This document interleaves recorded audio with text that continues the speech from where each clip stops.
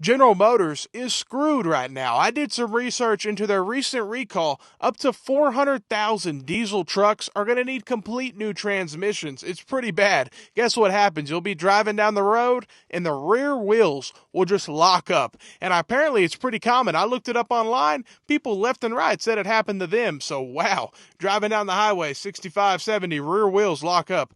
Man, that's scary. Luckily, they're taking care of it, but it's been going on. They should have, because these are 2020s and 2022s that are affected. So hopefully it doesn't affect any other models, and it's only the diesel engines, not the gas. So it must use different. I think they said it's even a different transmission, even though they're both 10 speeds to my understanding. But obviously a different transmission, I guess. And yeah, rear wheels literally locking up. Terrible. And you have these GMC Sierras that have been sitting on the lot since 2022.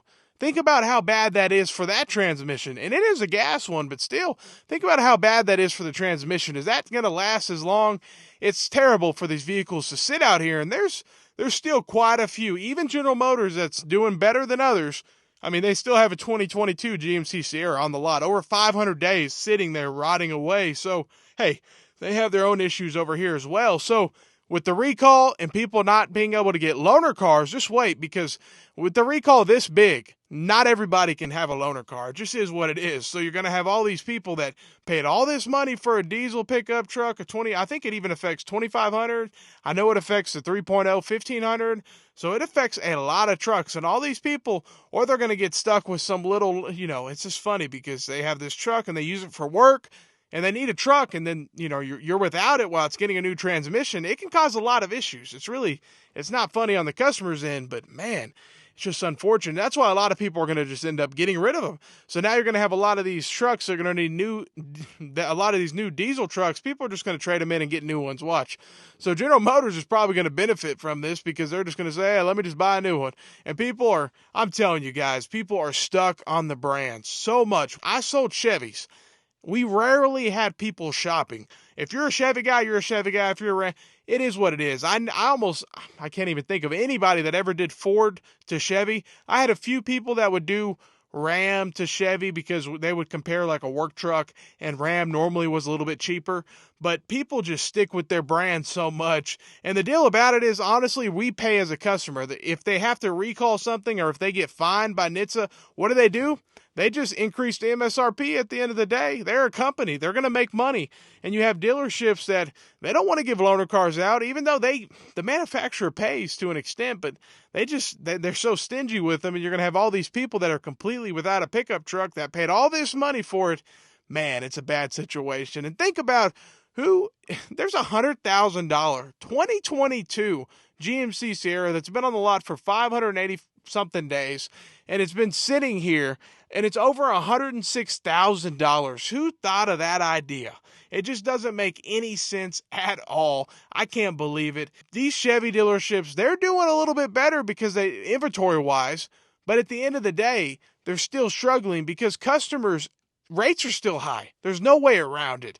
People still don't want to finance, so it is what it is, and a lot of people are just payment buyers. Unfortunately, it's how it is. And we've been to a lot of these different dealerships, and we see the prices. A regular pickup truck, at least you'll get a V8 with General Motors, but then you'll have to deal with lifter issues, to be honest. But still, at least you'll get a V8. It'll sound good, but it's going to be 80 grand, probably 70 grand. So it's a lot of money still for a pickup truck. And they got rid of the sedan. They offered a sedan, the Malibu, which, hey, I'd still get a Camry over a Malibu, but hey, it is what it is.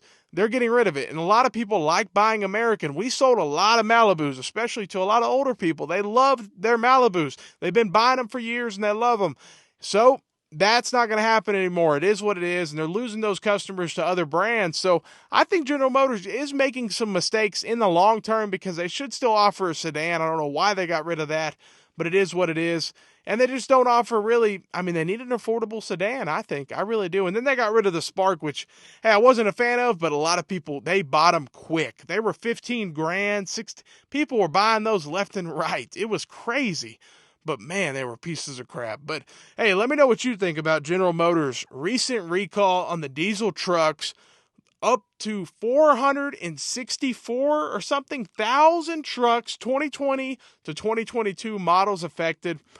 Wow. that's going to cost them a whole lot of money, and or I shouldn't even say them. It's going to cost us a whole lot of money because they're just going to pass it right on to us. They should have built it right the first time instead of now we have to do it again. We got to do it all over again because you guys try to cheap out. And that's the problem with all these new vehicles and all these new manufacturers. And I get on to every manufacturer for this. They all cheap out their products. They try to save every penny here and there, and then it costs them a whole lot of money in the long run, but they don't think about it that way. They don't say it doesn't cost us any money in the long run, because if we do have a recall, if we do have anything like that, we're just going to increase the MSRP in the future, and you're going to pay the difference. So it's just profit for us if we build it at a lower cost, if we save money here and there. And sometimes it works out, and it might not break as much, or it might break farther down the line. But hey, it's a bad situation. These vehicles, a lot of them are pieces of crap. And man, General Motors transmission, trash. Let me know what you think. Have a great day and stay blessed.